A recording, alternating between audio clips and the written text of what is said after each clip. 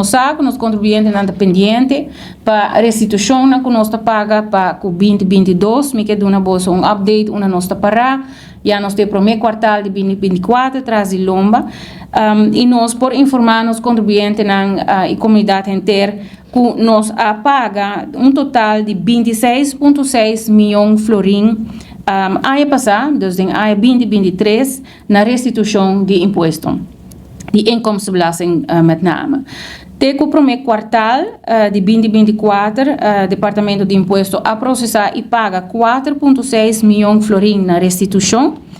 E nós arranha, em total, nós otorgar, maneira mais mencionada, em inkomstenbelasting, ano passado, 43.028 formulários.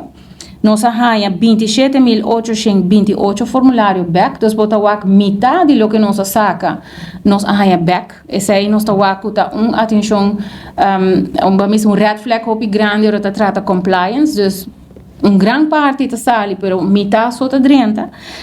E de essa aqui nós processamos 9.176 formulários caba. E apaga a restituição. Nos falta 8.652 formulário de 2022 para nós processar e nós lo queda claro com essa aqui também. Prometo o seguinte formulário sali e todo contribuinte lo haya também a restituição que está não direito. Para o 2023, o formulário de 2023, essa aqui lo sali com fecha de 9 de agosto.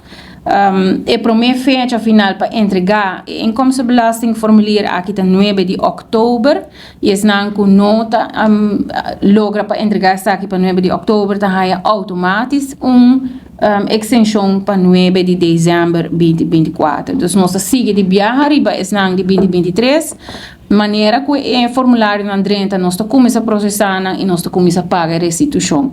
Então o contribuinte porta tranquilo, nós temos sistema de FIFO, dus first in, first out. Dus vou entregar o formulário mais trempang pode ter a restituição também processar do Departamento de Imposto. Botar o formulário, naturalmente, eu bom popisa, não mais entreguei na outubro, então vou tudo isso não quer entregar para mim guarda arriba bo.